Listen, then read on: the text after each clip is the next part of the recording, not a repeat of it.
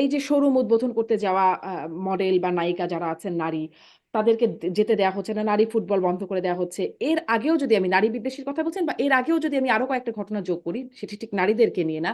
যেমন লালন মেলা সেটি বন্ধ করে দেওয়া, ডেইলি স্টার প্রথম আলোর উপর হামলা এবং সবগুলোই আমরা যদি দেখি তৌহিদি জনতা।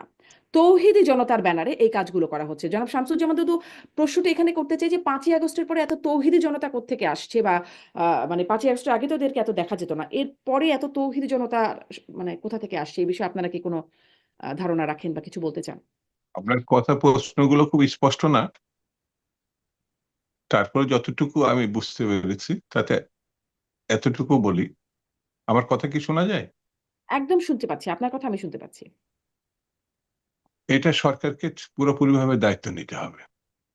এক সময় বাংলাদেশের রাজনীতিতে একটা অংশ বা পক্ষ বলেছিল যে নারী নেতৃত্ব জায়েজ না, কিন্তু বাস্তবতা হচ্ছে এদেশের রাষ্ট্রপতি বাদে দীর্ঘ সময় ধরে প্রধান রাজনৈতিক দল এবং সরকার পরিচালনা নারী নেতৃত্বই করেছে।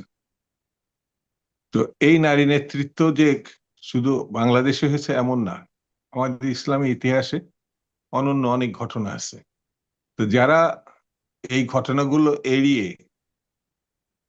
একেবারেই গোষ্ঠীতন্ত্রের উপরে নির্ভর করে, যাদের রাজনীতি নাই থাকে, এই যেমন তৈদি জনতা বলে যে বক্তব্য দেওয়া হচ্ছে, সরকার এটা এখনো স্পষ্ট করতে পারে না এরা কারা।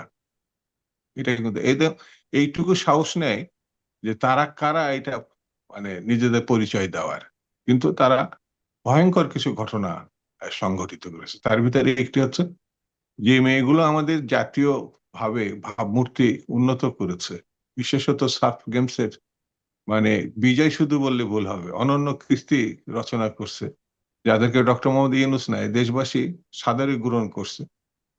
তাদের একটি ফুটবল প্রতিযোগিতা যেভাবে ভাঙা হয়েছে শুধু ঘৃণ্য না, এটা স্বাধীনতা বিরোধী, এটা বাংলাদেশের মুক্তিযুদ্ধের কনসেপ্টে যায় না। এটা হলো মানে আমাদের স্পষ্ট বক্তব্য। এখানে সরকারের যে দায়িত্ব ছিল সেই দায়িত্ব সরকার পালন করে নাই। সরকার ধরি মাছ না ছুঁই পানি অবস্থায় আছে। এই বিষয়গুলো কঠোর হস্তে আপনাকে দমন করতে হবে। এটার সঙ্গে এই জাতি নাই নাই বলে এই 70 মুক্তিযুদ্ধে তারা মানে অকাতরে এক সাগর রক্তের বিনিময়ে দেশ স্বাধীন করেছে। এই জায়গায় কোনো আপোষ করলে বাংলাদেশ টিকবে না, একসময় বাংলাদেশ বিলীন হয়ে যাবে। আপনার জনগোষ্ঠীর অর্ধেক হচ্ছে আমাদের মা বোনরা নারী, অর্ধেক হচ্ছে পুরুষ।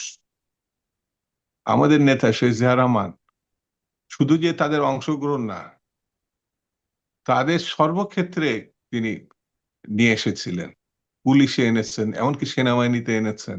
আমি অন্যান্য সেক্টরের কথা বাদই দিলাম। এই জায়গাগুলোতেও এখন তারা দক্ষতার সঙ্গে পালন করছেন। একই সময় এই দেশে প্রধানমন্ত্রী এবং বিরোধী দলের নেত্রী নারীরা পালন করছে। এটা পৃথিবীর অন্য কোনো দেশে আছে কিনা আমার সন্দেহ, আমি অন্তত খুঁজে পাইনি। একই সময় বলতে এই যে প্রধানমন্ত্রী এবং বিরোধী দলের নেত্রী কোনো পুরুষ না, এবং বাংলাদেশের দীর্ঘ সময় ধরে দুটি বড় রাজনৈতিক দলের প্রতিনিধিত্ব করছেন দুইজন বিশিষ্ট নাগরিক, এই মহিলা। একজন যদি পতিত, এখন এখন তার সে এখনো পর্যন্ত আওয়ামী লীগের পতিত হলো সভানেত্রী বটে, তিনি পদত্যাগ করছেন, এটা আমি কোনো জায়গায় দেখি নাই। আর বিএনপি চেয়ারপারসন এখনো বেগম খালেদা জিয়া। এরপরে যারা নারীদের সম্বন্ধে মেয়েদের সম্বন্ধে এই ধরনের ভূমিকা পালন করছে, এটা আমাদের মধ্যে জাতিগত একটা লজ্জা, আমার কাছে মনে হয়েছে জাতিগত একটা লজ্জা।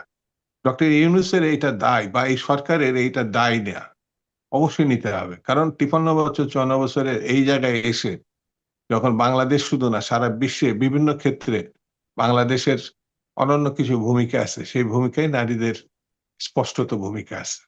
তারপরে তারা এরকম আঘাতগ্রস্ত হবে, কোনো কোনো ক্ষেত্রে অপমানিত হবে, কোনো কোনো ক্ষেত্রে জীবন অবসানের ঘটনার মতো তৈরি হবে, এটা গ্রহণযোগ্য না। এবং এটা বিএনপি এই রাজনীতির কোনোদিন কোনোভাবে সমর্থন করেনি, আগামী দিনেও সম্ভাবনার কোনো কারণ নেই।